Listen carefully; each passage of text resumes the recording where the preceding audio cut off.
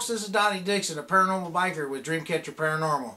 I'm here today to show you an app that we may have been seeing on TV from the ghost hunters called the TAPS app. If some of you have been wondering what it's all about, I've downloaded it on my phone. I haven't found any YouTube tutorials on it yet, so I'm going to make you one here and show you just what it's all about. Ain't real sure for the EMF part of it, but I do like the automatic record function on it. So let me get set up and spun around here and we'll get this shindig going. Like I said, this is just to show you a little bit about this TAPS app. I've had a lot of people asking, what's it do, because it seems like they always got it blurred out on TV, and I seen just enough of it to find it. It is on the Play Store, the Google Play Store. I believe it was actually made for the iPhone series first, and then Android come out later. But this is an Android phone, the HTC Evo. Let me get you can see the TAPS app. I've already downloaded it there. And for some reason it always asks me restart required. It always tells me that, but so far I haven't had any problems with it loading up. And there it is. That's the start. You'll see down here it says loading tweets. What I've noticed is, I guess the makers they send little tips and stuff over the tweet here. See, there you go. Just to give you a little help along the way. I like that. But anyways, this is what it'll be when you first start out. We're going to create a new case. And you go in here, and as you see, you can put a case name, the address, all the pertinent information you're going to need for a case. I really like that. You even get GPS, info on it. But for this purpose here, we are going to just put in here, get my keyboard to come up. I don't guess it goes sideways there. Alright, we're just going to say test here. And we'll save it. Okay, case saved successfully. Alright, you'll see here's the EMF meter part of it.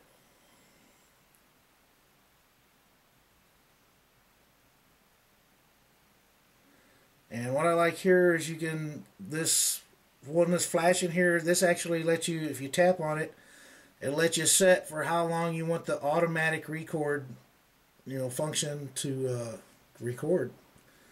This threshold button here, you can set it for it to the automatic restart or the automatic record to start recording at any of these readings on your EMF meter. It goes all the way up to 5. So you can set it pretty high and it goes down to 0.5. So let's put this on 0.5. And then we'll hit automatic record, and that's on. And that's pretty much the EMF part of it. I'm trying to get rid of the keyboard here. It won't go away. There we go. Flash mode, you can turn the flash mode on. And what I've gathered with this is where you see all the little gray and white stuff through here, it flashes red whenever it gets over to your threshold, which we have set at 0.5 milligauss. When it gets over that, it'll start flashing red, and then our voice recorder will start recording for 30 seconds is what we set it for. When you go around the room, you get your baseline readings. We're going to set the baseline, and then we zero it out to 0. And that's, that's our baseline. You can reset it if you need to. And right now it's on automatic record, so until it gets to 0.5, it won't do nothing. It just sits there. And yeah, like I said, the EMF meter part of it, I'm really not too sure about. How I haven't figured out how the phone picks that part of it up. I'm not a technical whiz, so I couldn't tell you how they got that to work, or even if it does work. I haven't had where my millimeter, on the refrigerator, it just goes gazonkers up in the 30s and 40 point whatever. This here, so far, I think the highest reading I got next to the refrigerator is 0.7. So I'm not real sure about that part of it. And then you just slide it over, and this app will come up sideways. This is the Geophone app. And again, It has the auto record setting on it. We can turn that on. We got to put a number in here first. So you hit that. Let's put 30 seconds in there again. So we got 30 seconds is our length of record time. Then we'll go over here and we'll turn our automatic recording on. And then this slide right here actually lets you set the sensitivity of the geophone. Now you can set this all the way down. I haven't been able to work it all the way down because I mean it picks up every little thing. I think it actually picks up when the geophone is beeping. It has a beep feature. I'll turn it on here in a minute. But when it's beeping and everything, I actually think it's picking itself up. You know, because you get that little speaker gets that little movement in there. But let's turn it down here and we got to turn it on. There's also an on function right there. The top button, that's the on function. That's the speaker. So let's turn it on. See? Now we got the setting. See how all this turns red? You should be able to see that in the dark if you don't have the sound on. I don't know if you can hear the sound. Let me turn the volume up. So that gets pretty annoying. You should be able to hear.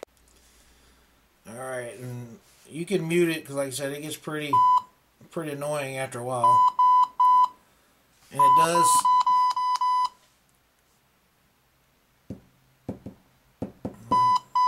That's pretty hard. When you turn it down, I'll turn the sensitivity down.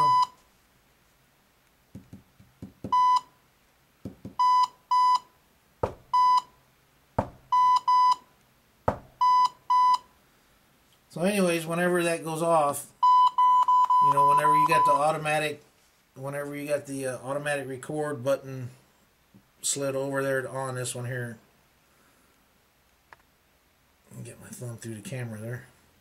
You see it's on. That'll actually start recording. We got it set for 20 seconds.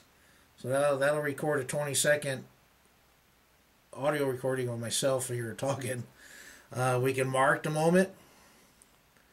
You mark it, and that just it'll timestamp it, and I'll show you here in just a minute. But that's that function. There, it just loaded that 20 second. So let's turn this off. And then we can go over here to the next feature they have. Again, it's just the regular voice recorder is all it is. Alright, well, we got our 10-second recording. Our automatic record was on. So I got it sensitivity set way up high right now so it won't go off. Like I said, you can move. Whoop. Wrong way. Wrong one. Going crazy here, folks. Well, it just loaded a recording is what it did. And then once we get all of that done, let's turn that off. We turn the power off on the geophone there. Let's go back to our recordings. And there you see it recorded 2 segments here. I can't... I wished I could have done it on the EMF, but I didn't want to make this too long. We're going to upload the video or the audio there. It uploaded successfully. And where this goes is they also, when you download the app, it you download an app called Dropbox, and you can put it on your phone and on your computer. And it's kind of like the cloud. It's just a sharing thing, and then you go there and you can listen to it and share it and email it, whatever you need to do with it. But see, now we got the setting. See how all this turns red? You should be able to see that in the dark if you don't have the sound on. I don't know if you can hear the sound. Let me turn the volume up.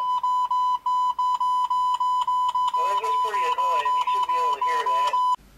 Okay, and then another feature I like, you hit the analyze button there, and you can see where it timestamps everything. It tells you the geophone, it started to record at 0.3 there, and I didn't mark any audio. That one there, I just happened to hit the button at 14 seconds there, manual phone or manual button, and it'll do the same thing on the EMF. When the EMF comes, or whenever it sets off with your EMF, it'll tell you over here EMF at 0.5 milligauss or whatever it is you set it at, you know, it'll put it all over there.